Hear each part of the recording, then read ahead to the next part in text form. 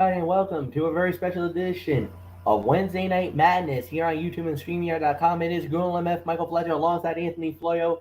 We are awaiting the arrival of Michael Bullock, but guys, we have a loaded show for you here tonight. Obviously, we got NXT 2.0, we got AEW Dynamite, and tonight for you fans, we will be previewing NXT World Collide here tonight. Like we said, it's a crazy week in the world of professional wrestling. We got a lot to cover, not a lot of time. So let's just dive right in. We started it off with Grayson Waller going one on one with Apollo Crews on NXT. And it was Grayson Waller winning the match in 11 minutes and 11 seconds. I got to say, excellent opening fight. Three to three and a quarter stars. And the thing is, it had a lot of pace, it had a lot of storytelling, and the action was nonstop. Yes, there was a commercial in the way that hurted it a little bit. That's why I'm going three to three and a quarter. Because if it wasn't really for that commercial, you're looking at three and a half, maybe three and three quarters of a star. But the commercial was untimely positioned, almost near the middle of the match, but it did not hurt the flow of it. That's why I'm only penalizing it a quarter point, three to three and a quarter. This was a solid opener, a heck of a match. Anthony Florio, it's yours. Grayson Waller wins in 11-11. 11-11, huh? All right. Yeah, make a wish on that. Okay. Um, all right. Solid match here. I'm with you in this one, MF. 3 to 3 and a quarter. It could well this win for Waller could set him up as the next challenger to whoever walks away as the unified NXT champion, Braun Breaker or Tyler Bate. But this is he outmatched and outmaneuvered Apollo to set up the biggest win of his career to date. It was a good bout, but lacked energy, especially given the build-up. And and Cruz is struggling to deliver on his early hype. And Waller raked Cruz's eyes early in the bout, which was bad enough for officials to check on the Nigerian warrior. And Cruz connected on a blockbuster for a near fall and then went for a military press, but Waller ducked outside. 3 and a quarter, solid way to start, so not much more to say. Michael Bullock, you didn't miss anything. We just started. Opening matchup of NXT 2.0, Grayson Waller defeating Apollo Crews, 11 minutes and 11 seconds. 3 and a quarter for me and MF. What says you? Yeah, I thought this was a solid match to start off this edition of NXT 2.0. I mean, could have been better, absolutely. But for the most part, I thought it was enjoyable for the most part. So three and a quarter for me. So let's move on, Fletch. Yeah, all right. With that said, we do move on. Well, all right. Normally, we don't really talk about this action, but we got to talk about this. To hype up Worlds Collide, we had a lot of invasions. First off, we started off with Braun Breaker in the back, and he runs into, of all people, Judgment Days and Monday Night Raw member Finn Balor. Balor comes out, talks about how, that he was the longest reigning NXT champion in the history of the brand and what it means to be the NXT champion and for Braun not to lose on Saturday as he takes on Tyler Bate in the unification title fight. So that was the first whoa, oh my God moment of the night. Oh, trust me, there's a lot more coming. Wait, just wait. Next up we had was Caden Carter and Katana Chance. They went up against Tatum Paxley and Ivy Nile for the NXT Women's Tag Team titles, and the winners of the bout in 4 minutes and 17 seconds, and still the tag team champions, Katana Chance and Caden Carter. Now, Katana Chance and Caden Carter got on the mic, and they're like, well, unfortunately, we don't have competition at Worlds Collide, so we're just gonna have a big old party outside the building. We're gonna do it. We're gonna do it big. We're gonna do it loud. We're gonna go crazy. Oh no! Hold up. We got interruptions, and not from any duo or group, but this one came from Monday Night Raw, the Red brand. Nikki ASH and Dewdrop shows up, and they're like, well, okay, obviously you don't have any competition for the tag titles, but let's just do something special. Why don't us former NXT UK women, why don't we challenge you two for those NXT women's tag titles at Worlds Collide? So I guess you could say instead of it being NXT, it is now Raw versus NXT on a Saturday. So here we go, guys. Anthony. So we got a lot to talk about. Obviously, the women's title match probably not much to talk about, but Raw versus NXT, Dewdrop and Nikki ASH versus Kaden Carter and Katana Chance. Ooh, business just picked up. It looks like you and Bullock are about to go to war.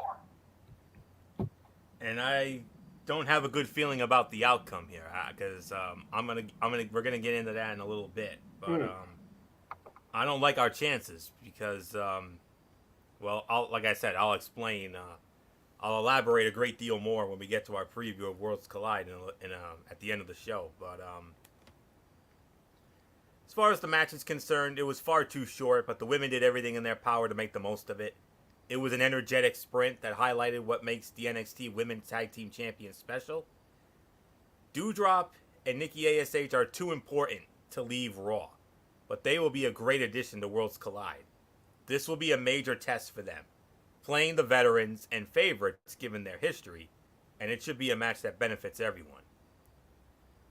I'm going to give the match about 2.25, maybe 2.5 for the effort. And you noticed Tatum Paxley. I mean, I love this girl, but the problem was she got injured. I mean, she ended up with a face guard covering up that beautiful angel face, because of Ivy Nile.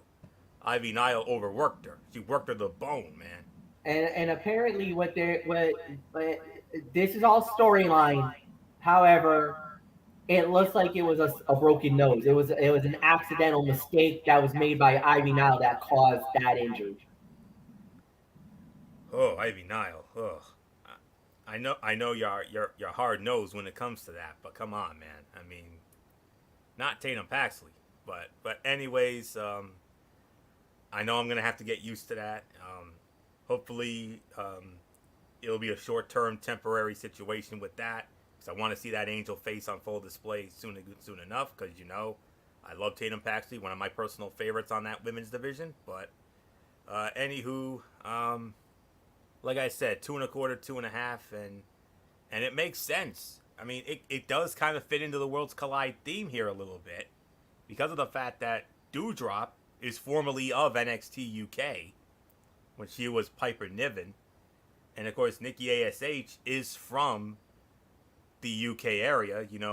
She is from Scotland after all, so it actually does tie in perfectly, even though I don't believe there's NXT UK women's tag team titles, so but it makes sense here. So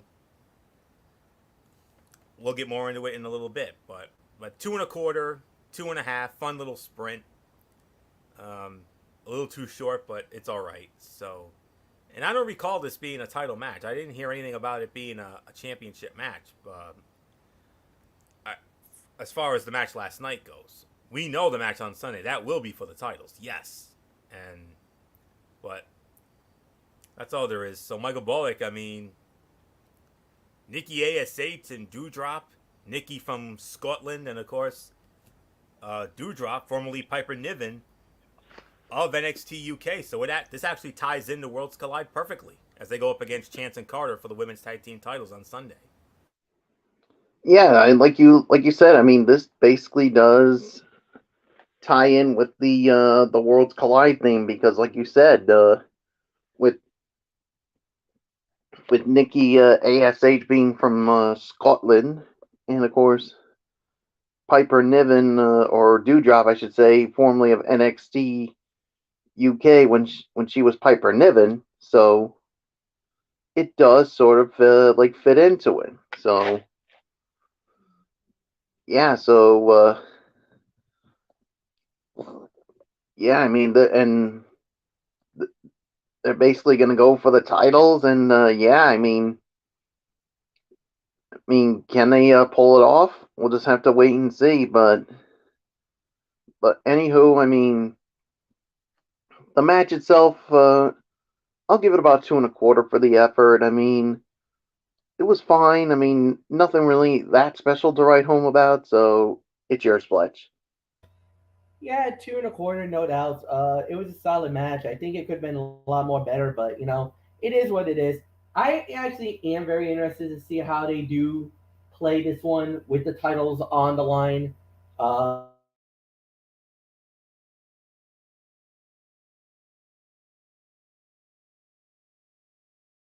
we'll have to wait and see. So titles will indeed, it's going to be very interesting. So I really got nothing more to add here. So we had a thing with Joe Gacy. I'm not even going to get into that. I'm not even. That was too. Ugh. All right, done. Then we had Fit Finley talking to Tyler Bate, and he actually gave him an iPad. And the next thing we know, it is Pete Dunne talking to Tyler Bate about the wars that they had and them working, and what it means to be NXT UK champions, and for Tyler to end up unifying the belt and being the undisputed champion, win this for NXT UK. All right, so there's your next bomb of the night. Then we had ourselves a six-person tag team fight, and it was Josh Briggs, Brooks Jansen, and Fallon Henley. They went up against Pretty Deadly and Lash Legend, and it was indeed Pretty Deadly and Lash Legend winning the match. So, Michael Bullock, I give it to you. The time of the fall. I do not have a time of the fall. Sorry. Oh, all right. Florio, do you think you could get the time? I'm on it. All right. I mean, yeah, I think this was it was a fine match. I mean, it definitely could have been better, but obviously you want to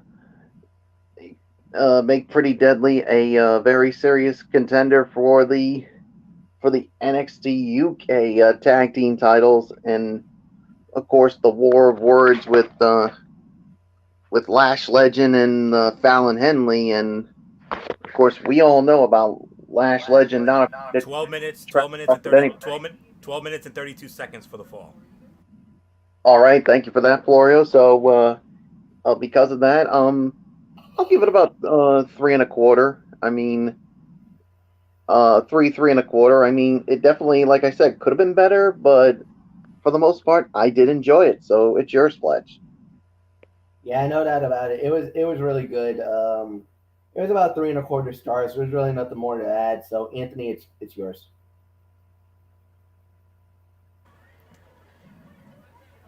All right. Get my notes here.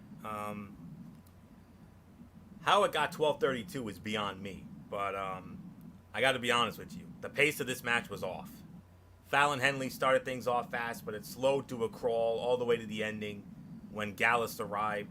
Without distractions, this would have been much better. It is not a smart decision to run the same screwy finish in back-to-back tag team matches. The talent is better than this and can sell stories for Worlds Collide and beyond without them. And Henley worked this match heated, diving onto Legend early and then using the boys as a springboard to hit a crossbody outside on all three heels. For the effort, I'll give it 3 to 3.25, but I think it could have been, but it kind of should have been a little bit better. So but something did happen. I think this is where wasn't this? No, I think later No, on is it's when. later. It's Yeah, all right. later when. Yep. Yeah, Yep. I know where you're going, but Yep. nope. Later on in the evening. Okay. Not So yet.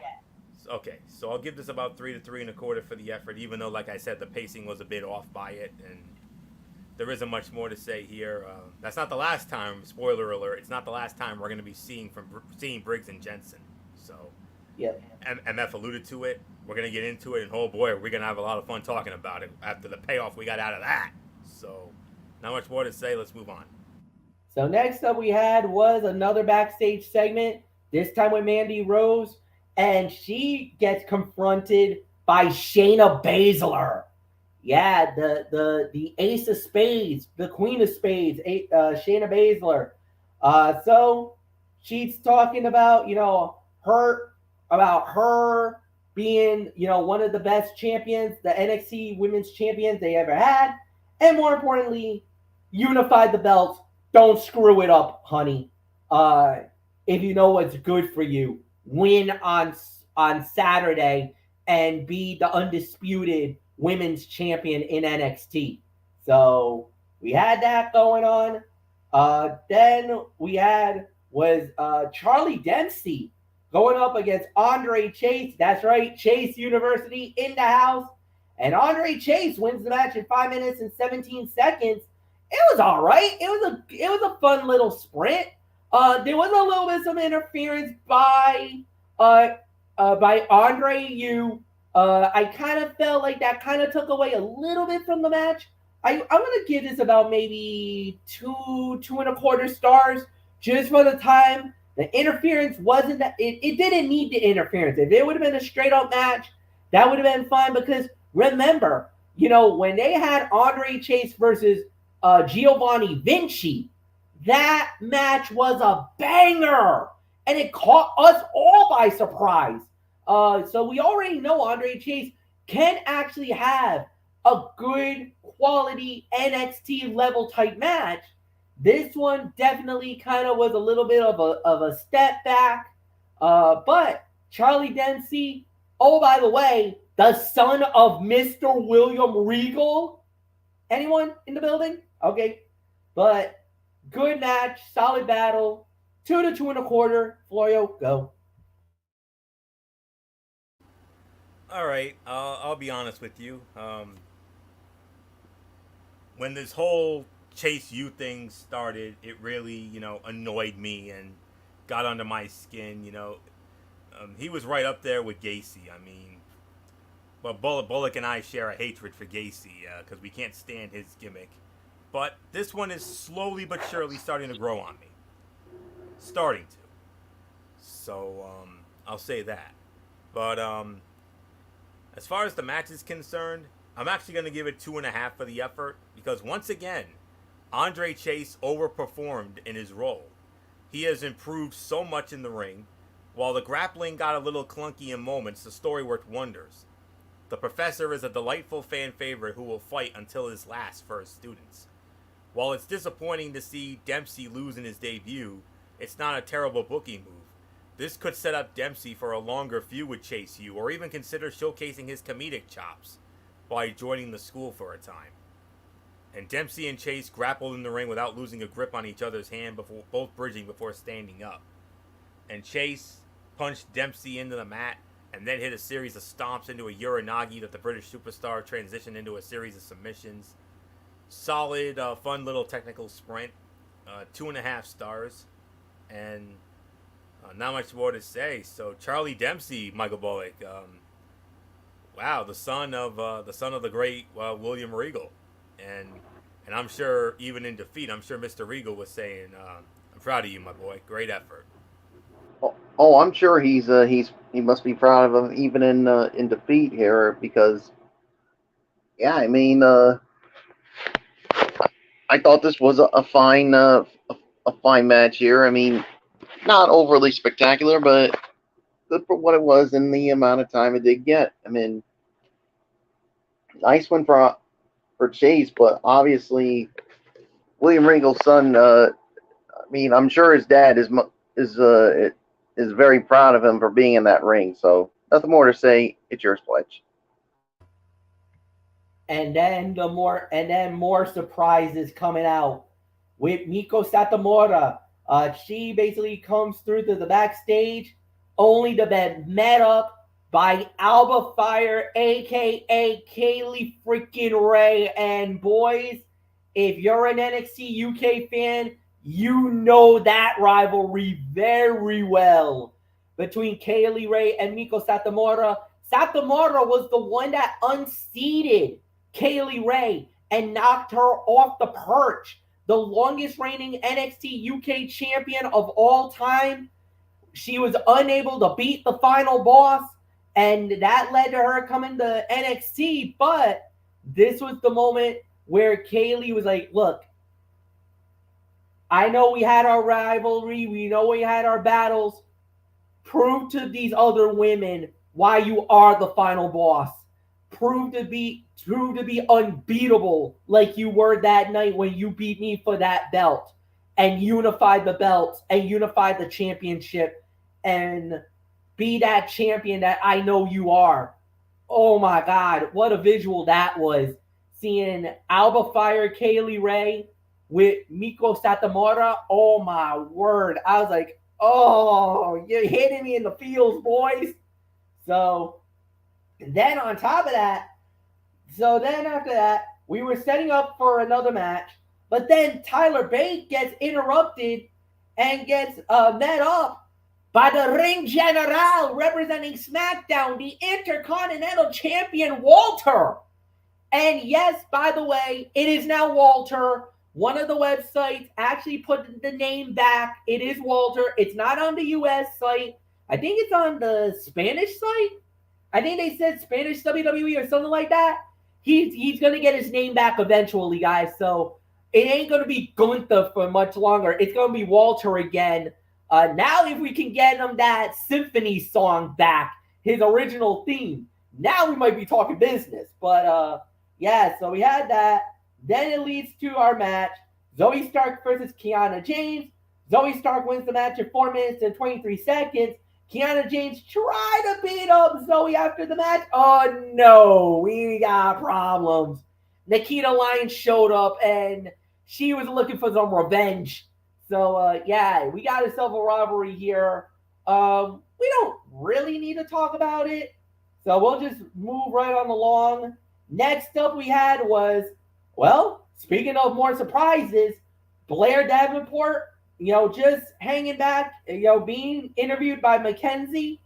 Next thing we know, we get, well, another member from Judgment Day and from Monday Night Raw, The Nightmare. Rhea Ripley shows up and she basically pep talks and rise up on Blair. Oh my goodness. Well, it leads to our another match. Well, this was actually announced by Worlds Collide as it was Axum and Nathan Frazier. They were A-Kid and Nathan Frazier. They both were talking about it, saying, you know what? Frazier's like, it's a shame. You would have been amazing on NXT UK, man. You would have been awesome. And, A-Kid said the same thing. He's like, yeah, you would have been really good here on NXT. So what do you want to do? He's like, well, we got this thing called rules match. I mean, I think you saw it not too long ago when they did it with you saw it recently. Wesley and that other guy. Yeah. So he's like, yeah, why? What do you want to do? He's like, I don't know. How about you and me? Let's do rules match. So you and me go 1-on-1. He's like, all right. Best 2 out of 3? What? Nathan Frazier, A-Kid, 2 out of 3 falls? Are you kidding me? International rules? Oh my God. Are you kidding me? If anybody sees Nathan Frazier, get ready. Just get freaking ready. This guy's a high flyer. This guy's a wrestling mathematician. He's a balance of all the good qualities in professional wrestling. And A-Kid, you already know what he brings to the table. He's been high flying. He's going crazy. He does some great stuff as well. I'm like, oh my god, this is gonna be a war. This is gonna be crazy. Then we had Diamond Mine going up against Damon Kemp and the Creed brothers going up against Gallus, Mark Coffey, Joe Coffey, and Wolfgang. When it was all said and done, Gallus won the match in 10 minutes and 59 seconds. And yeah, Anthony, this is the moment that you were trying to talk about, but I kind of wanted to stop you. All hell broke loose. Pretty Deadly comes out. They started jumping. Next thing you know, we had ourselves a whole bunch of Gestapo security guards and everybody else, and then Jansen and Briggs shows up. They start brawling. Wait a minute, hold up, pause. We got ourselves an all-out brawl. They clear the locker room out. It's a locker room clearing brawl. This was absolutely insane. Everybody was losing their mind. Social media was going nuts. Luigi PS3 loves these locker room clearing brawls. She was freaking out. And now the bomb that got dropped. Fatal 4-way tag team match unification. The NXT and NXT UK titles, winner takes everything.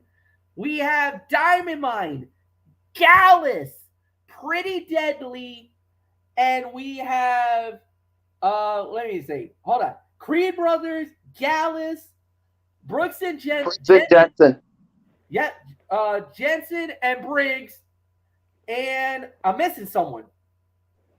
Hold on. Give me a second, guys. Just give me a second. Yeah, the Creed. Creed Brothers, and then the final one is Jensen and Briggs. So there you go. Those are your four, and the NXT UK titles of Briggs and Jansen are on the line. The Diamond Mines, the Creed Brothers tag team titles are on the lines. Oh my freaking God, Anthony Florio, so much to decipher, but this turned out into absolute madness. No pun intended, because of the name of our show tonight. Gallus wins in 10:59, but that's not even the thing we're even talking about. No, we're talking about which has the potential of possibly being a show stealer match. I mean, whoa. And I just want to confirm, gentlemen, I'll tell you about that match in just a moment, but because there's something that MF forgot to mention, a small little detail that's going to make this match even more exciting. As far as this match goes, you can make an argument that this was fight of the night. I could probably give it about 3.5. I mean, the only downside was this was a good match that was once again cut short by a flat interference. It was still the best match on the card by a solid margin thanks to the time it was given and the chemistry between the teams. The Creed brothers have been fantastic for a while, and Damon Kemp continues to show major upside. Hopefully Gallus will stick around for the long haul so we get more matches like this. That can start with Mark Coffey and Wolfgang possibly unifying the tag team championships at Worlds Collide. And Diamond Mine battered all three members of Gallus into the mat with forearms. And yeah, so 3.5 stars. And there was one thing that MF forgot to mention. Well, how about this? It is a Fatal 4-Way match, but it's not a one-fall Fatal 4-Way match. It's a Fatal 4-Way elimination match, guys. Elimination. So that means it's not a one fall. We're talking 3 falls here, gentlemen. We're going to get 3 falls. And the last team standing walks out with the NXT and NXT UK Tag Team Championships. That's why this has the potential to be the fight of the night. Although there's another match that's got just as much potential and could be an even bigger match, and could end up overshadowing it, and this could end up being the fight of the night. But this match and the other one we're going to get into in a moment, I believe, are the 2 best choices for fight of the night honors. So or in this case, fight of the afternoon honors because it's a late afternoon start time. So, but anyways, 3.5 stars for this. Michael Bullock, Phenom. I mean, you're Mr. NXT, and if I know you, here's another match for you to salivate over. Creed Brothers, Jensen and Briggs, Gallus, Pretty Deadly. Not in a one fall fatal 4-way. Oh no, we're talking fatal 4-way elimination match, Bullock. You got to be salivating over this. Oh, this could. I'll even go as far as to say I think this could be the sleeper fight of the night here. I mean, with the, fatal 4-way elimination match to winner take all for the NXT and NXT UK titles with those four. Oh, and especially after what we saw with this brawl. I mean, oh my gosh, that is going to be something that people are going to be talking about, and one that I'm definitely going to be looking forward to, and I'm so excited about. So I cannot wait for this. So it's yours, Fletch. 3.5 stars is my rating for the match. Yes, indeed. There's really nothing more to add here, so we're just gonna move right on along, guys. Next up that we had after all that was Braun Breaker. He was in the back. He had another moment where he got interrupted, but this time by Tommaso Ciampa, and that pretty much set it up everything they needed it to know about that battle. So we got nothing more to say. Then we had ourselves a main event segment. Carmelo Hayes and Trick Williams comes out, and so Carmelo Hayes and Trick Williams basically cutting promos, and Carmelo's like, you know what? I got nobody for NXT, and you know what? I'm not even gonna be at the show, so whatever. I'm not. I'm down. I'm not gonna deal with it. Whatever. You know, I'm not worried about anything else. I'm good. Well, guess what? Now you got someone, and not only is it someone that we know, it's, well, the human joystick himself, the one and only Ricochet shows up, challenges Carmelo Hayes for the North American Championship, a belt that he's very familiar with, and it's going down at Worlds Collide. The Blue Brand gets represented on the show. Oh my God. So, hey, this is going to Michael Bullock. Business picked up Carmelo Hayes versus Ricochet. Oh, what a match. Oh man, you had him. Carmelo Hayes. Being the braggadocious man that he is. Thinking that, all right, I'm cool. I'm fine with not competing at NXT Worlds Collide, so I'm good with it. But oh no, you got yourself a challenger, and it's like you said, a man that's once held that NXT North American title, and that's Ricochet. And all I can say is, Carmelo Hayes, if you think this is going to be an easy bout for you, oh no, it's not going to be easy. Ricochet will give him one hell of a fight. And this is another sleeper fight of the night contender. With these two,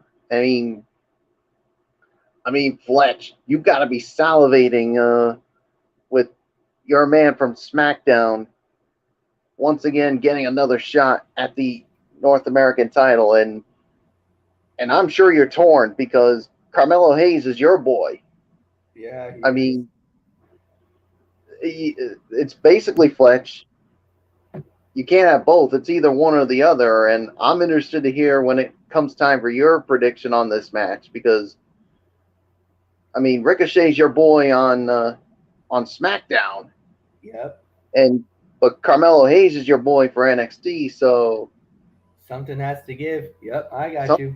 I got you. something's got to give, Fletch, and I'm interested to hear who you're going with. So we'll find out later on. But You'll find anyhow, out. Yep. what were you gonna say? I said you'll find out later on. Oh yeah. So yeah, what a way to close the show. So it's yours, Fletch. Yeah, this one was really good. I mean, great way to close the show, no doubt about it. This is what NXT needed. I think they kind of fumbled it last week by not doing a great job of promoting Worlds Collide. Oh, they emphasized on Worlds Collide here on this show, and they did a tremendous job. I'm very excited. I love how it played out. I really got nothing more to say. This was an incredible segment. So yeah, nothing more to add. And Anthony, it's yours. Yeah, this is an MF special. Um, this was a fun surprise to close out the night. It was unclear what Mello would do on Sunday, not Saturday. MF. This is a Sunday event, but on a night of many surprise appearances, Ricochet returning to his spiritual home was probably the biggest for its implications. The A champion versus the one and only adds a match to Worlds Collide that could very easily steal the show. Ricochet is a massive talent who needs a reset like this. One more big NXT match could set him and Mello up for main event success. That said, it probably could have been set up better. Of all the people to interrupt Mello before Worlds Collide, Ricochet was the last one I expected, honestly. It may have been a better spot for a former NXT UK standout like maybe a Gunther or a Butch, maybe. But you heard the crowd. The crowd was chanting Johnny Wrestling before Ricochet's music hit. Ricochet's biggest burn for Mello was that no one remembered any of his title defenses. Of everyone in 2.0, that insult is the most hollow when aimed at the A champion, who has been the brand's saving grace. So, yeah, it could have been set up better, but like I said, this was a fun surprise to close out the show, and the match that we're going to get on Sunday afternoon and evening. Oh my goodness, that is... Whew. MF, I know out of all the matches on this card, this is the one you're going to have the most vested interest in right here. Because this is an MF special. These are two of your boys here. You love Mello. We all know your love for Ricochet dating back to Lucha Underground when he was Prince Puma. And all those times you refer to him as half man, half amazing. And you can make an argument for both men, that they're both half man, half amazing. And based on their bodies of work, we're looking at a show stealer come Sunday. So, not much more to say. Let's get to the overall review here. All right. I gotta say this was a great show. This was, I gotta say, maybe 7.5 out of 10. They really brought home the argument about NXT Worlds Collide. That's the thing. They emphasized it. They brought a lot of guys from the main roster, a lot of Raw, a lot of SmackDown guys to emphasize the meaning of this battle between the UK and USA and what it means for you guys to win their battles and win their respective matches. That is as good as you can do to utilize the main roster in a way like that. This is why having Triple H at the helm of WWE Creative, you would not get that anywhere else. You would not have gotten that from Vince McMahon. He would not have been smart enough to pull what Triple H did. It gets us an added invested interest into NXT UK, into an added invested to NXT Worlds Collide and that show, and it makes us want to see it now more than ever. And we are excited for what could happen on Sunday afternoon. So yeah, nothing more to say. 7 to 7.5. Anthony, it's yours. Yeah, I'm right there with you, MF. 7.5 out of 10 for me as well. I mean, you made all the points. I mean, had a couple of good matches here and there, but the story of this show, the theme of this show, was the NXT US and UK alums showing up to wish their respective representatives the encouragement and advice going into their big unification matches and all that. That was, I mean, seeing everybody from Finn Balor, the greatest NXT champion of all time, to the most dominant NXT Women's Champion of all time, Shayna Baszler, and Rhea Ripley, and Gunther, Walter, and all the other legends who showed up, and Kaylee Ray going after Satomura, or advising Satomura. I mean, which makes sense because I believe it was Satomura who took the UK Women's title off of Kaylee Ray and ended her epic run with it. So yeah, it was great to see that, and Ciampa and so many others. I mean, that's what really made the show, and that's how you build a show. That's how you build a Worlds Collide show. That was a great way to do it. That was a perfect sell on all of it, and it wasn't the greatest show, but that's what really put it over the top. So 7.5 for me. So Michael Bullock, we'll get into your thoughts, and then we'll get into what ended up being yet another newsworthy edition of Dynamite with a main event so epic. We're gonna have a lot of fun with it. Yeah, 7 to 7.5 for me. I mean, it was a good show, and yeah, with the way they hyped up at this Worlds Collide event with appearances by former NXT superstars who have been champion or have competed for it, and all I can say is, I mean, this is a great way to build it. I mean, could have been better, yes, but this is definitely a great way to build and get people excited for Worlds Collide. So 7 to 7.5, Fletch. Let's get into AEW Dynamite. All right, and we started off AEW Dynamite with a promo segment by Jon Moxley. Got a mixed reaction. Definitely, then basically poked fun at CM Punk about the championship match that he had against him, and basically cutted the promo here. Said he had an open contract and that if anybody wanted to fight, just sign it, and that was it. So then what happened was Ace Steel, um, who is a good friend of CM Punk and actually, I believe, an agent for AEW, grabbed the contract and walked out with the contract. So it probably was practically Ace Steel maybe taking it on the behalf of CM Punk. We'll get to the Punk thing later in the night.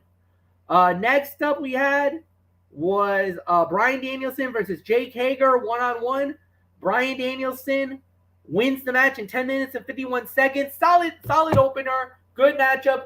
Of course, the Jericho Appreciation Society ran out to attack Bryan after the match, then to be cut it off by the Blackpool Combat Club. They came out and they thwarted the Jericho Appreciation Society, but it wasn't until Jericho had a chair, he was going to wallop Danielson with it until Daniel Garcia came out and basically stopped Jericho. But the problem was after he did that, it prompted a flying knee, that flying knee of Danielson to hit Jericho. Danielson gets the leg up on Jericho heading into their match on Sunday. So solid opener, like I said, about 2.5 to 3. Anthony, it's yours. You underscored that one, MF. This was 3.25, 3.5 for me. I mean, the match was uber competitive. Probably Jake Hager's best in AEW to this point, and that should not be a surprise given his opponent is the greatest in-ring worker of his generation. Bryan Danielson was equally as great, even if that table bump early on left some nervous as he held the top of his head. And this is not the first time we've seen these two go at it. Go back to the November 15th, 2010 edition of Monday Night Raw, which was not only the go-home show for that year's Survivor Series, but it also served as the first of the 3, I believe, old school Raw specials.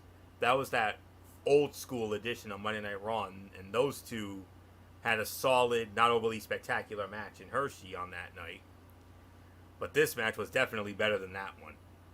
Like I said, 3.25, 3.5. And the feud between the Blackpool Combat Club and the Jericho Appreciation Society, I think it's run its course a couple times over at this point.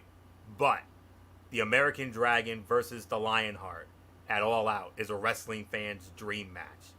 And if it can live up to lofty expectations, will make all of the repetitive and treadmill booking on display during this never-ending program worth it, even if just a little bit. Hager caught a flying Danielson and drove him through a table at ringside to seize control of the match.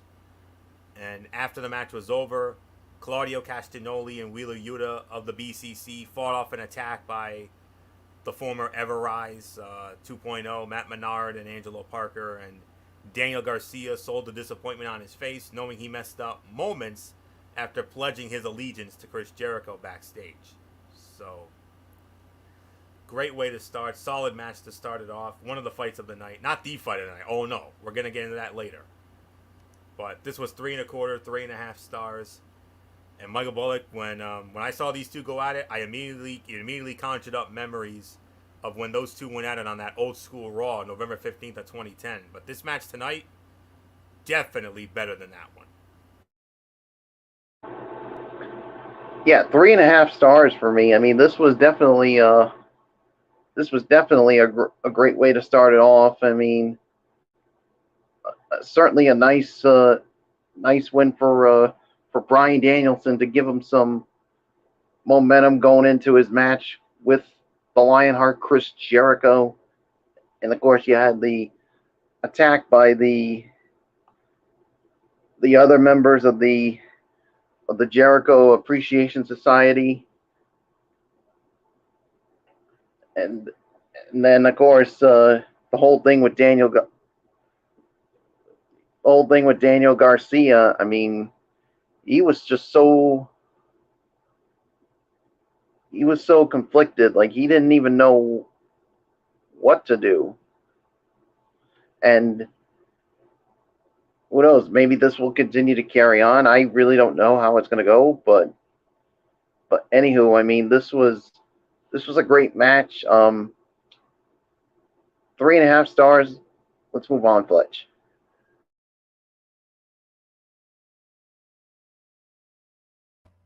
All right, and then the next thing you know, we had the Wingmen come out.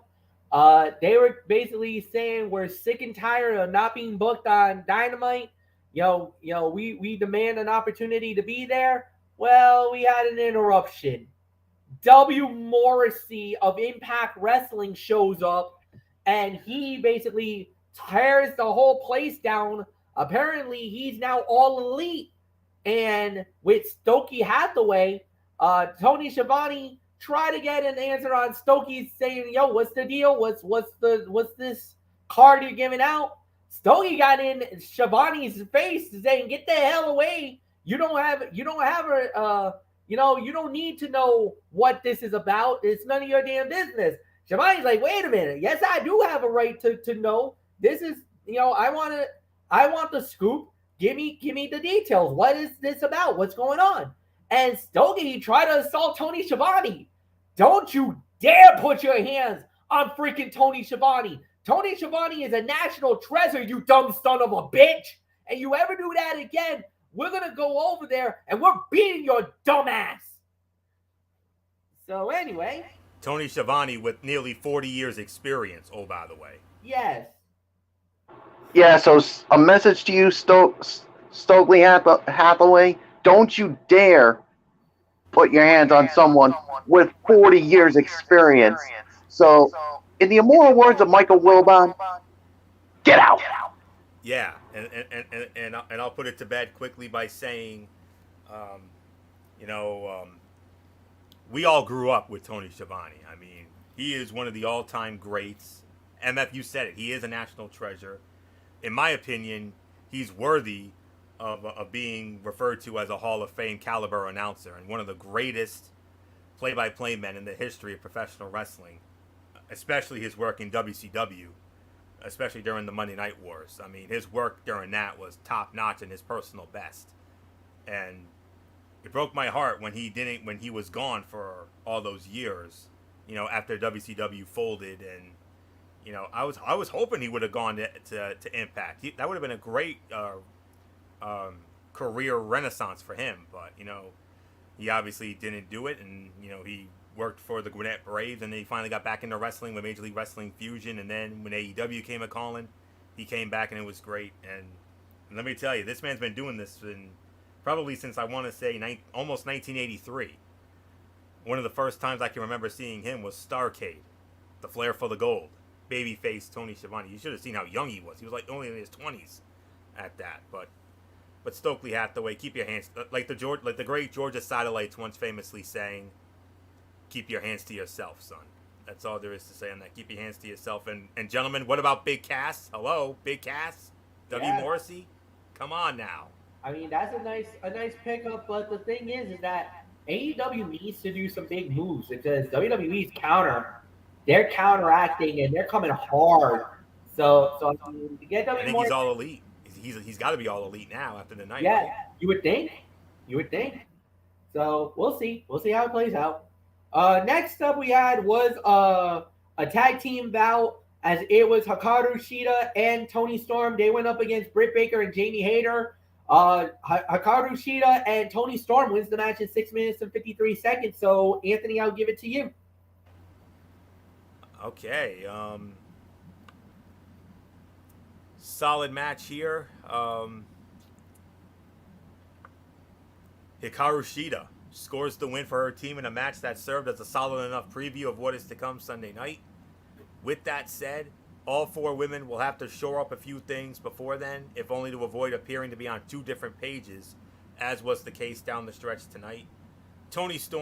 I still believe Tony Storm feels like the sure thing to win the title, but do not be surprised if Jamie Hayter possibly shocks the world, setting in motion the demise of her partnership with Dr. Britt Baker, DMD.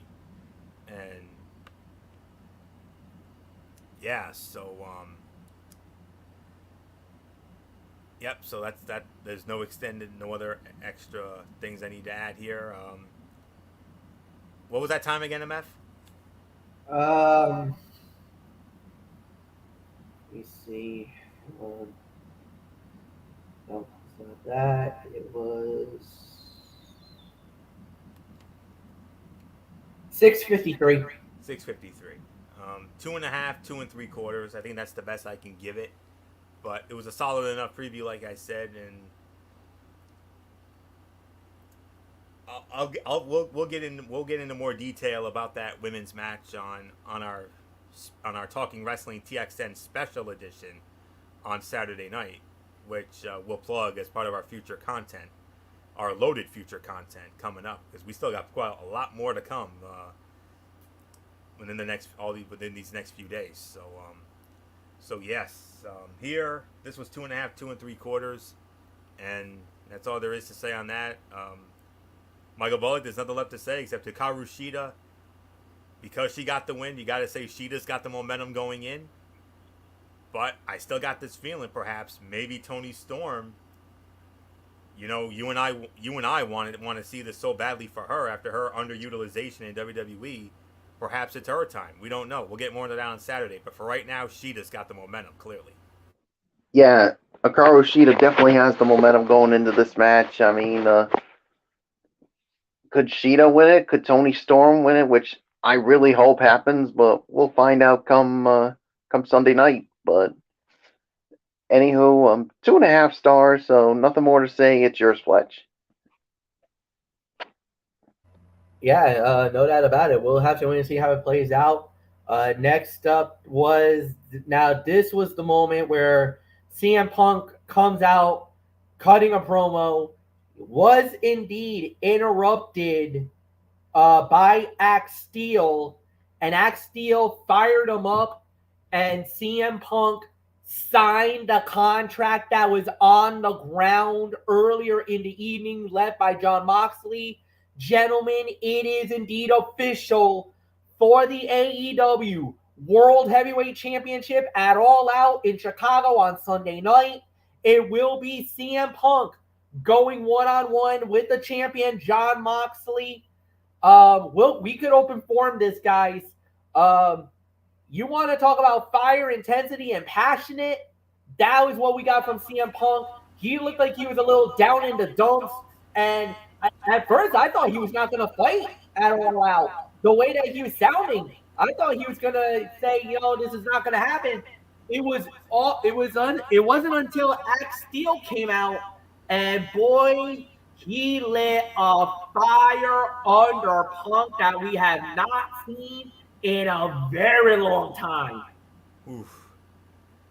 And let me start with the Moxley when Moxley cut the promo at the start. I mean, Moxley cutting that scathing promo at the start, and John Moxley, he's at his best when he is committed to no side, and neither heel nor babyface was unapologetic in his criticism of CM Punk in front of a pro Punk crowd, and his promo sounded like that of a heel, but he did nothing inherently evil to warrant it. Talked crap following a big win, fearlessly and arrogantly issued a challenge to anyone for a fight, and with the top prize in the company at stake, exited stage left even, and it was relatively short, sweet, and to the point, gave the show something to build on. That's the definition of an effective opening segment. Now, as far as this is concerned, Punk's rebuttal, Ace Steel is CM Punk's friend and trainer. Ace Steel was the one who trained him. And then he interrupted, cut an impassioned promo in which he demanded Punk get up, sign the open contract, and fight Moxley for the title on Sunday. And then Punk reinvigorated, cut a phenomenal promo about the spirit of Chicago, and vowed that no one has killed him yet, and Moxley damn sure is not the guy to do it. He signed the contract to make it official. Great segment. Yes, it started a little rough with the fans in Chicago not buying the idea that Punk may be calling it quits, but escalated quickly with the appearance of Ace Steel and a fired-up babyface promo from Chicago's favorite son. Any questions about him turning heel on this night were extinguished emphatically. And Punk said, I probably shouldn't have done a lot of things in my career, including coming back too soon from a serious injury. I came back to professional wrestling a year ago because I love this business, and I know this business doesn't love you back, but I love you fans, and you do love me back. Maybe that love just isn't enough anymore. You would think that was going to lead to I thought there was a possibility of him retiring, honestly. It sounded like a retirement. But then Ace Steel said, you're going to get up and fight, you're going to sign this contract, and you're going to fight John Moxley. In case you forgot who you were, tell him Chicago. And Punk exclaimed to Rejuvenate, they've been trying to kill me since the day I was born. And Punk took off into the crowd, touting the Chicago spirit, and signing the contract for Sunday's main event. Oof. Wow. Ho. Let's go. So, I'm glad they did the unification. I'm glad they got that out of the way. Now this is for without a doubt, the outright undisputed World Heavyweight Championship. There's no more interim. Moxley's not the interim champion. He's the champion. And now Punk has a chance to regain the title. There's a part of me that's thinking he's going to. I think he's going to. I mean, I wouldn't be surprised if he does, considering it is Chicago, and especially after how Ace Steel fired him up. Another part of me thinks it would be a disservice to Moxley. But then again, if Punk is ready to go, and if Punk feels fine and everything else, if that whole thing was an epic sell job on his behalf last week, then I don't see any reason why Punk cannot get the belt back. So that's all there is to say on that. Fantastic segment. That was the segment of the night. Although the Moxley segment at the start was right up there with it, but Michael Bullock or MF or whoever wants it, I mean, wow. Yeah, you talk about nobody cuts a promo better than CM Punk, and like you said, it started with him looking like he was gonna quit, but as soon as Ace Steel showed up, and he literally lit a fire in CM Punk, and that's when Punk really turned it up a notch, and to the CM Punk that we all know and love when he cuts a damn promo. And oh man, I mean, this I enjoyed this promo, but then again, all CM Punk's promos are always good, and I don't know. I mean, we all thought that CM Punk was going to turn heel, but I think that's not going to happen now. But I don't know. Part of me thinks that CM Punk's going to get the belt back. I don't know. I just got this funny feeling, but I'll tell you more when we preview this match uh, this weekend. So nothing more to say. Fletch, it's yours. Yeah, so we're just gonna move right on along because we gotta get going, guys. So next up we had was a promo segment, a backstage Jungle Boy, with Christian and Jr. Then after that we had was FTR and Wardlow. They went up against Red Jones, Silas Young, and Vic Dupree. FTR and Wardlow wins in less than a minute. As a matter of fact, 58 seconds. Then we had a fatal four-way. We had Dante Martin versus Wheeler Yuta versus Ray Phoenix versus Rush. Wheeler Yuta wins the match in 8 minutes and 31 seconds. So you got who actually needs to lead off on this? Who leads off? Because I opened 4 in the last one. Bullet does. All right, so Bullock, it's yours. Wheeler Yuta wins in 8:31.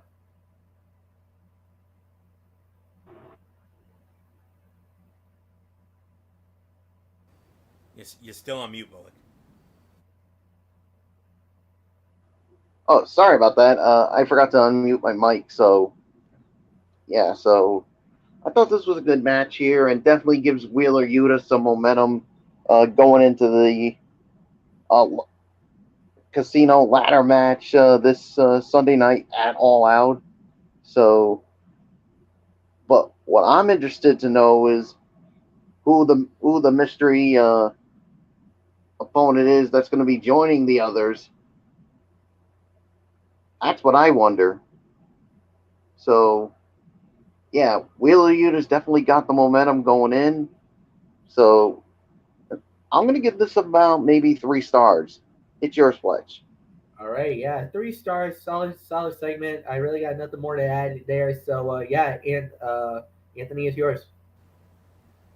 And Bullock, if you notice in our little text chat, I just answered your little question. Don't say anything about it. We don't want to give too much away on it. But Oh gosh, and I'll tell you this right now for you. If it's him, oh man, that crowd's going to go nuts. oh yeah, so that's just who I think it's gonna be. I don't know if it's gonna be that one or if it's gonna be someone else, but that's what my gut's telling me. But we'll get more into that on Saturday. But for right now, action-packed contest as was to be expected given the combatants involved. Saw the high flyers take to the air in an attempt to score the win, but in the end it was Yuta who out-wrestled Dante Martin, catching him with a leg trap seatbelt pin for the win. A lot of fun for a match thrown together earlier in the day. To hype a match also announced earlier in the afternoon. All 4 are dynamic performers, and Ray Phoenix is in the discussion for best wrestlers on the planet. And Wheeler Yuta's mat-based abilities offset his opponent's arsenals well, and his ability to out-wrestle anyone gave way to the finish. And Roosh delivering the release German suplex to Dante Martin off the top rope that wiped out Phoenix. Yuta out-wrestling the high flyers was the perfect finish for this one. And that's all there is to say there. So I'll give this 3 to 3.25 for the time. But gentlemen, MF, there isn't much more to say except main event time, and ho ho ho ho, oh my goodness, that's all I'm gonna say. Wait until you hear this. I mean, oh, I don't know what else there is to say because I'm still trying to recover from it. It was so awesome. Yeah, it was the main event. Kenny Omega and the Young Bucks versus Will Ospreay and Aussie Open. Kenny Omega and the Young Bucks advances to the finals of the Trios Tag Team Tournament. They win the match in 18 minutes and 59 seconds. Yeah, this was an incredible main event. 4.5 to 4.75 of a star. Fight of the night. Incredible match. There was one moment where I actually thought Will Ospreay and Aussie Open was going to win it all. I thought they were going to win the match. There was one moment, but at the end, they did give the victory to Omega and the Bucks. Big win for them. Nothing more to say there. So, yeah, Anthony, fight of the night, 4.5 to 4 3/4. I can't give it the full 5, but incredible match. I mean, I know there are some out there who are probably gonna say it was 5, but this was another 4.5 to 4 3/4 of a star, just like the main event last week. I mean, there was no denying the extraordinary athleticism on display, nor is there any discounting the creativity of the performers involved. The spots were amazing and probably built on others that had previously been established in a New Japan match or something that took place in the rings of Pro Wrestling Guerrilla. For fans of the non-stop action, knee strikes, high spots, and occasionally over-the-top mannerisms, this was likely one of the best Dynamite main events in AEW history, especially with all of the teases of a long-awaited Kenny Omega Will Ospreay showdown to whet one's appetite before they inevitably clash one-on-one on a bigger stage. Now, there are some fans who, this is not going to be for everybody. I'll be honest with you. I mean, it was for us. It was for us. But for some fans out there,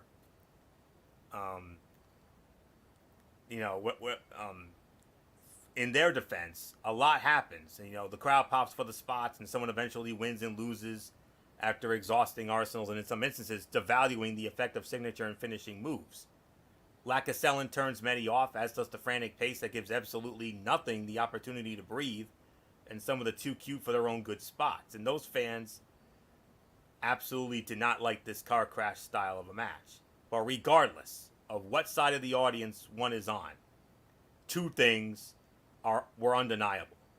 Number one, this was an energetic close to a very good and newsworthy show that leaves fans guessing what they can see out of the Elite Sunday night. And two, the show concluding image of Will Ospreay sitting on the stage watching Kenny Omega celebrate while both disappointed and seething was a great teaser for the next chapter in their story, and a direct take, and a very well executed direct take on John Cena following his WrestleMania 28 loss to The Rock in Miami.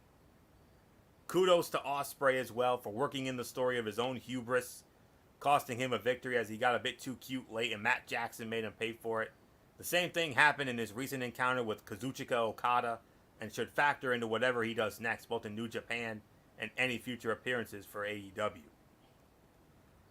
And like I said, some are not going to be huge fans of this sort of main event, but we are willing to recognize what it did well to propel things forward. And this was absolutely 4.5 to 4 3/4 of a star, and Justin Roberts had the introduction of Kenny Omega, several jabs at Will Ospreay. Mark Davis delivered a body slam on Matt and Nick Jackson in a spot that started ugly but ended up being fairly cool. Omega, after dodging a spice flying tiger drop by Ospreay, looked into the camera and said, "What did you expect? I was just going to stand here, just going to wait?" Because now he employs logic in his matches.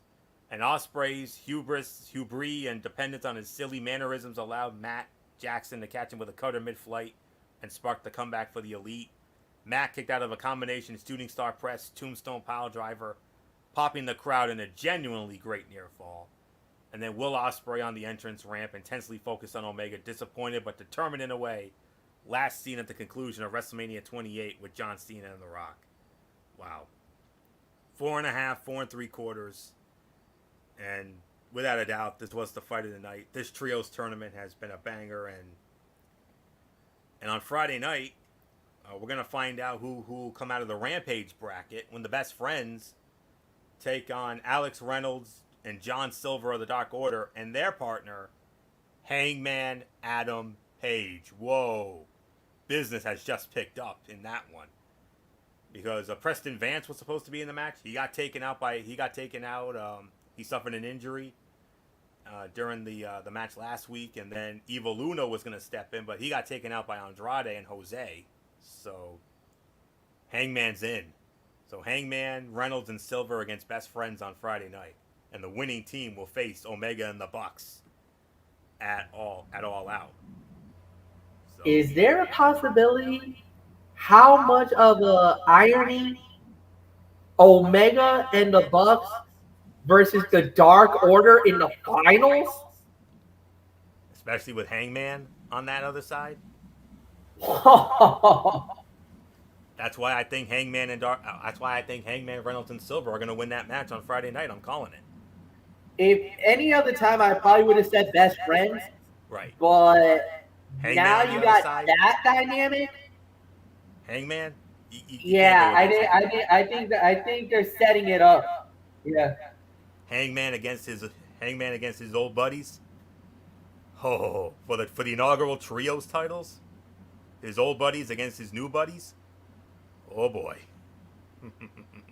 Yeah, we'll have fun with that on Saturday night if that ends up being the match. But we got to wait till Friday night to confirm that, and we'll get into that on Friday when we do Rampage. But for right now, 4.5, 4.75. Michael Bullock, I mean, with a few more minutes, this easily would have been 5, but boy, howdy. I mean, you thought that trios main event last week was fun? I think this one was even more fun, even though it was shorter time, but Omega and Ospreay, that alone was worth the price of admission for this match. Oh yeah, you knew this match had the chance to be something special when you got when you got Omega, the Young Bucks, Aussie Open, and Will Ospreay. I mean, man, this was something I definitely enjoyed, and yeah, four and a half to 4 3/4. A few more minutes, I would have given it the 5 as well. But I'll tell you what, if you're the Dark Order or the Best Friend, you better study well, because Young Bucks and Omega are a serious threat, and I think could be the favorites to win the trios title. So yeah, I mean, there's really nothing more for me to say. So let's get into our overall thoughts, and then quickly get into our preview of NXT Worlds Collide. Anthony, you lead off on the overall thoughts. 8.5 for this. I mean, fantastic show. 3 very good matches. That main event was a classic. I mean, you're not going to see a better match than that if you live to be 100 years old. I mean, that was epic. Hager and Danielson was a great match. And then, of course, that 4-way was also great. The women's match, solid, not overly spectacular. Delicious squash in there. Newsworthy show, especially with the Punk and Moxley stuff. And that's it. So 8.5. Bullock, your thoughts?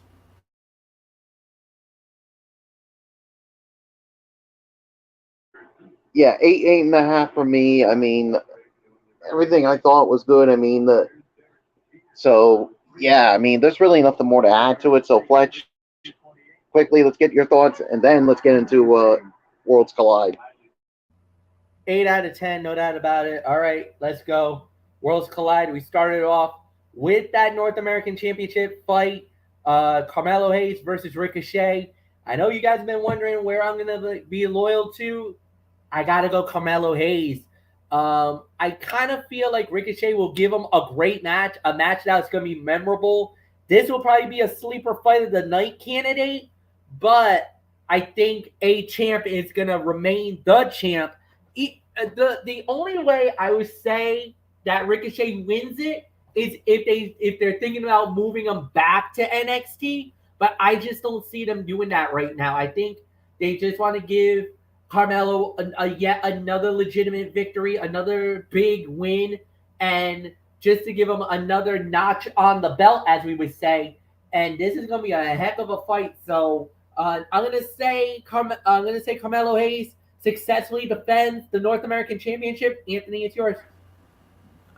I got the A champ as well. I got Mello. My question is, why isn't this a unification match with Noam Dar putting up the NXT UK Heritage Cup? That's a question I'm wondering. But I get that the Ricochet match will get more eyes on the event as it's a bigger star coming down from the main roster, as well as a face versus heel dynamic rather than two heels. But that just means the Heritage Cup is lingering, which is odd for me. But anyway, this match will be a lot of fun. We're all looking forward to it. Hayes definitely should retain as Ricochet is far above this level. So, and you say sleeper fight of the night? Oh no, MF. I'm going on the record. I think these two boys are going to steal the dang show on Sunday afternoon. So, Carmelo Hayes, winner and still North American champion. Michael Bullock, are we going to make it unanimous? I'm going to make it unanimous. I'm going to go with Carmelo Hayes to retain the title. I think Ricochet will definitely give Carmelo Hayes a fight, but in the end, the champ will remain the champ. It's yours, Fletch. All right, next up we have is the one for the NXT Women's Tag Team titles. Katana Chance and Kaden Carter. They'll be defending the titles on the line against Monday Night Raw's Doudrop and Nikki ASH. Anthony, you kind of tipped your hand a little bit here. Give me your explanation why you believe Kaden and Katana will successfully defend the titles. Well, I mean, I think it's great that they not only brought two women from the main roster to fight for those titles, but like I said, they're women from NXT and NXT UK, and both based in the UK originally. And that's about as close to the best Worlds Collide option you can get. I don't have high hopes the match itself is going to be fantastic or anything. It's probably going to be a TV quality bout.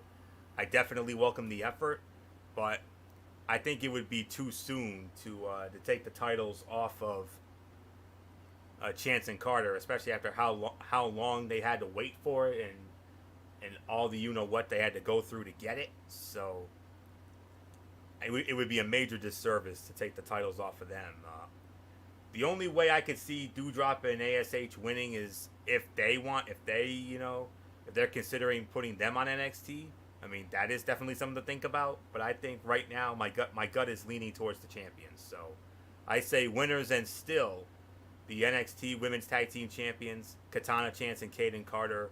Give the edge to the NXT on that one. I won't even be mad about it. So, because I think they need them more. So that's just my thoughts. So, but if Raw were to win, that would be something. I mean, Raw's done it before, when Dolph Ziggler hijacked the NXT Championship from Braun Breaker earlier this year. So we'll see what happens. So Chance and Carter retain. Michael Bullock, your thoughts? Yeah, I got to go with Katana Chance and Kaden Carter to retain the titles. I mean, yeah, it's too soon to take it off of them. I mean, so yeah, there's nothing more to say. It's yours, Fletch. I agree. Kaden Carter and Katana Chance is going to win it, so nothing more to say. All right, now we're going to get into the good ones.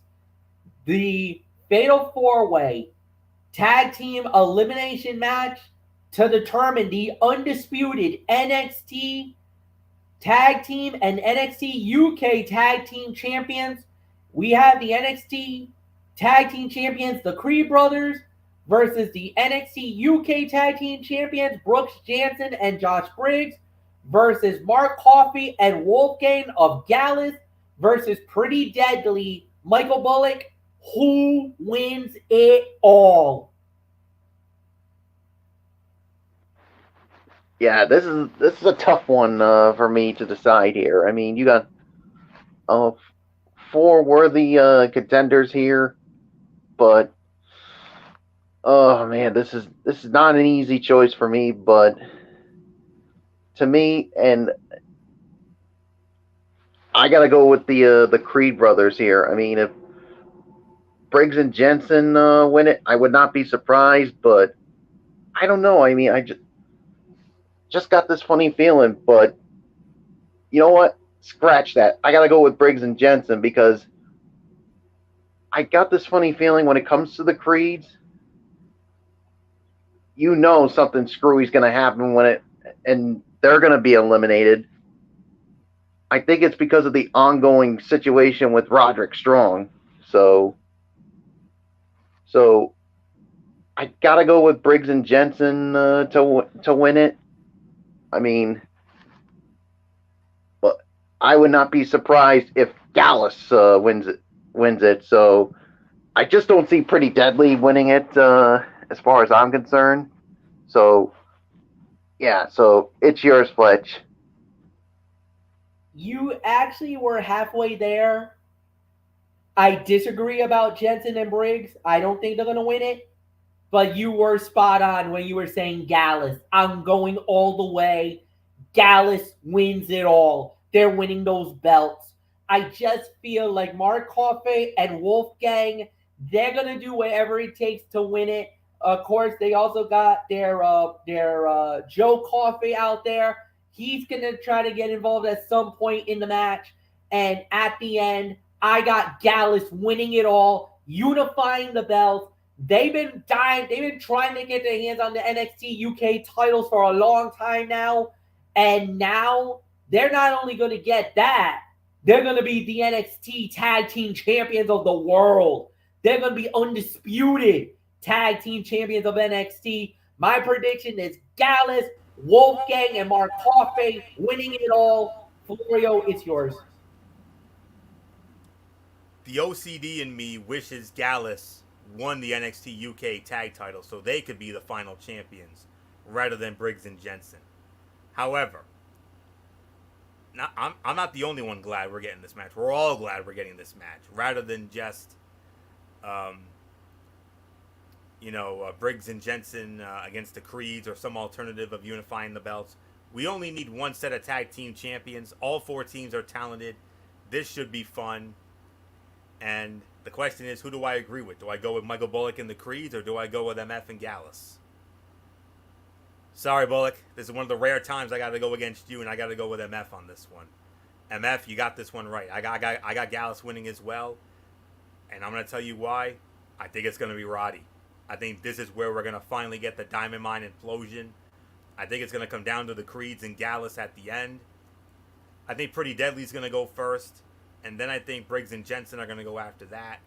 And then it'll come down to the Creeds and Gallus. And then Gallus will win. Roddy is going to screw over the Diamond Mine. And I think Roddy's going to align with Gallus. So don't be surprised if that happens. So because of Roddy, I'm going to say Gallus becomes the undisputed NXT Tag Team Champions. The unified Tag Team Champions. So MF, I'm with you on this one. Let's move on. Next up we had is the NXT Women's UK and Women's Unification title fight. And it is going to be Mandy Rose versus Miko Satomura versus Blair Davenport. I'm actually going to go with a surprise here. Blair Davenport, undisputed champion. And I think she's going to pin Mandy Rose to win. They're going to make Miko Satomura will not take a loss, because they're going to want to make her the final boss is a dominant champion. She's one of the best champions. She will probably get taken out so that she will not be involved in the final pin. Blair Davenport is the best thing that can ever happen to NXT right now. With her coming to the main roster, and I believe she will be a star in NXT, I think I see greatness out of Blair Davenport more than I see out of Mandy Rose. I'm sorry, Mandy fans. I know I just pissed you off, but I gotta say it. Blair Davenport is meant for this moment. She's been underutilized, not respected by anybody, and everybody's been talking about Miko Satomura, and she's a legend, one of the greatest women's wrestlers of our time. No doubt about it. But that's why there's so much respect for Miko. She will not be involved in that decision. Mandy Rose has been one of the most dominating champions ever. And the question has been, who or when is she going to lose that belt? This is the perfect moment for her to lose this title. And to lose it to the most perfect person in all of professional wrestling in my eyes. The winner and brand new NXT Women's Champion, Blair Davenport. Anthony, it is yours. Oh, man. MF, I would love to go with you on this one. I really would. Just for the sake of it. But I'm sorry, I can't. I think we're all intrigued about who's going to win. I mean, because there's less of a guarantee, and you can make an argument for all three women walking out as champion. You really can. MF just made an argument for Davenport to do it. Absolutely. But until I see Mandy actually lose the title, I'm sorry. I still got to go with Mandy on this one. My gut tells me Mandy Rose steals a pin on Blair Davenport after Miko Satomura does the damage, but gets knocked out of range to cover, a la an ultimate opportunist, a la Edge. This way, and here's my reasoning.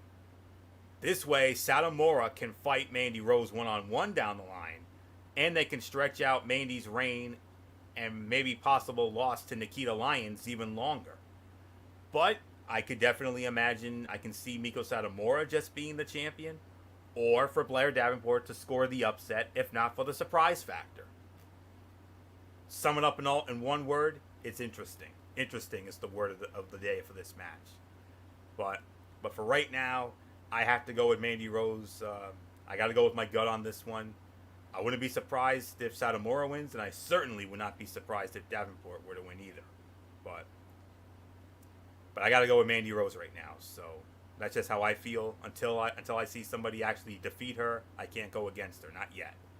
So with that being said, Michael Bullock, do you agree with me and Mandy Rose? Do you agree with MF and Davenport? Or are you going to go on your own, go with Satomura? What do you make of all Boy, that? all I can say to you, Florio, is are you a Toxic Attraction fan club boy? Because Nope, you just telling it really... like it is. No, Bullock, I'm just telling it like it is. Just telling it like it is. That's all. It's not because of my Mandy love. Rose... I mean, did Mandy Rose do a little something to make you go with her? He's basically calling you the Wade Barrett of the group, which in real life you are on our NXT broadcast. So it does fit the narrative. That's the character. That's my heel commentary character on the show. Yes. On this, I'm just being the Jesse Ventura. I'm just telling it like it is. That's just my. I don't know. I smell It's not personal. It's not a personal. Wade Barrett in you, so. It's not a Wade Barrett thing. It's not a Wade Barrett thing. Trust me. I'm just baloney. Call it what you will. Yeah, I'm just having fun. So, man, this is not easy to call. In all seriousness, but I'm actually going to go with Miko Satomura because I mean, look, she is just so dominant right now. And Fletch, what did you once call Miko Satomura? What, one of the best wrestlers in the world? The Walter of the women's division. The Walter of the women's division, yes. Yeah, so just because of that, and you want to have her continue as a dominant champion, I think this would be the time to have her unify the belts. So this is a split decision here. I mean, Fletch is going with Davenport, Florio's going with Mandy Rose, but I'm going with Miko Satomura. So it's yours, Fletch. And oh, by the way, just to let you guys know, Miko Satomura currently, her title reign as NXT UK Women's Champion, 447 days and counting right now. As a matter of fact, Kaylee Ray has the longest reign with 649 days as NXT UK Women's Champion. And Miko Satomura, ever since she won the title at NXT UK back on June 10, 2021, has held the belt since then. And yeah, so 447 days, Miko Satomura has been the NXT UK champion. All right, main event for the NXT and United Kingdom titles. This is a unification bout, as it is Braun Breaker going one-on-one against Tyler Bate. I believe this actually goes to Anthony. Wait a minute. I started that. You did that. then it went Bullock there. I did this. Yup, Anthony, it's yours. All right. Um, I got to go with Braun Breaker. I mean, I don't think there's any way it goes the opposite direction. Um, Tyler Bate is great. We all love his work, but his size does hurt him in certain scenarios like this one. I can't feasibly buy him beating Breaker any more than I thought Bate would put up a fight against Gunther. However, with some suspension of disbelief, the match will be very good. More than anything, I'm just happy to know that we're gonna have an NXT Europe. Um, that merge is gonna freshen things up. I'm very glad they're doing a proper unification, and that Tyler Bate is the final NXT UK champion, rather than for the title to just be retired and to move on. But right now, I got to go with Braun Breaker to become the unified NXT champion. So that's all I can say about it. I'm going with Braun. So Michael Bullock, who walks out with the big one? Yeah, I'm going with Braun Breaker as well to unify the titles. I mean, yeah, so there's really nothing more to say. It's yours, Fletch. I agree. Braun Breaker wins it. I got nothing more to say, guys. We're out of here. We're done. So tomorrow night is the jump off. Yes, the first episode of TXN Sports World College Football Thursdays. Let's go. Anthony Florio gets to host it at 10:30. Top 25. We're doing all the coverage. Friday night, Cerebral Smack Talk. We actually got SmackDown, AEW Rampage, and then we're previewing the Clash at the Castle. Then on Saturday, a special edition of Talking Wrestling TXN. We're coming back here again. I'm thinking about 10:30 ish is what is my game plan for that on Saturday. Good for me. All right, and that will be we're gonna have the recap of Clash at the Castle. We are previewing the AEW All Out, and then we're doing it all over again. And then after that, we're back on Monday for Ridiculously Raw. Wednesday we'll what? I was gonna say we're gonna do a special edition of Ridiculously Raw in an effort to prevent overloading on shows. What we're gonna do is on that show we're gonna jump off the show with our recap of NXT World Collide, and then we'll do our Monday Night Raw review, the Raw fallout from Clash at the Castle, and there will not be a Tony's Take. We're gonna bypass the Tony's Take for that week, and then we'll take it from there. And I believe we're gonna be doing the All Out recap on this show next week, right, MF? Yes, we are. So with that said, you guys got the layout. That's the plan that we're gonna do. So thank you, Anthony Floyo. Thank you, Michael Bullock. Thank you, everybody. And we'll see you guys tomorrow night for the season premiere of TXN Sports World presents College Football Thursday.